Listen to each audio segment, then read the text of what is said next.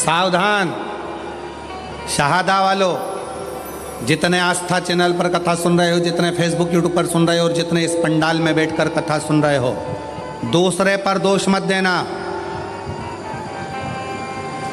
अपने मुख से कभी मत कहना कि मेरे पड़ोसी ने मेरे ऊपर टोना कर दिया, तंत्र विद्या कर दी, मंत्र विद्या कर दी।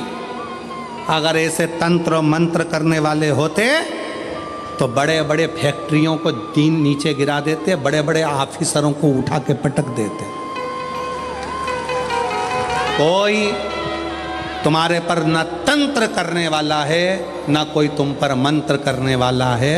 अपना कर्म ही अपने सामने आकर खड़ा होता है, जिस कर्म के बल पर हमको भोगना पड़ता है। अपना एक सास कह देती है अपनी भाषा में, ना जाने मेरी बहू मायके गई थी और मायके से ना जाने ऐसा क्या करा के लाई कि मेरे छोरा को उसने अपने काबू में ले लिया। नहीं, अगर विद्या कराने वाली बहू होती ना तो तेरे छोरे से भी अच्छे छोरे और थे, उनको काबू में कर लेते। अरे बोलो तेरी जीजियों सही है कि गलत है? क्यों किसी की बहू को गलत इल्जाम लगाना?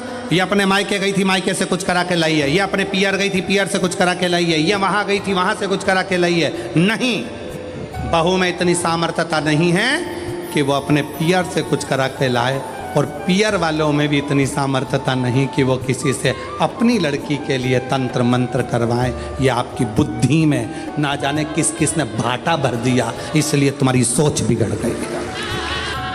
फिर कहा, फिर कहीं पहुंच गई महाराज जी के पास, महाराज जी बताओ मेरी बहू बहुत क्रोध करती है, इतना चिड़चिड़ करती है, इसको थोड़ा डाउन करो ना, डाउन।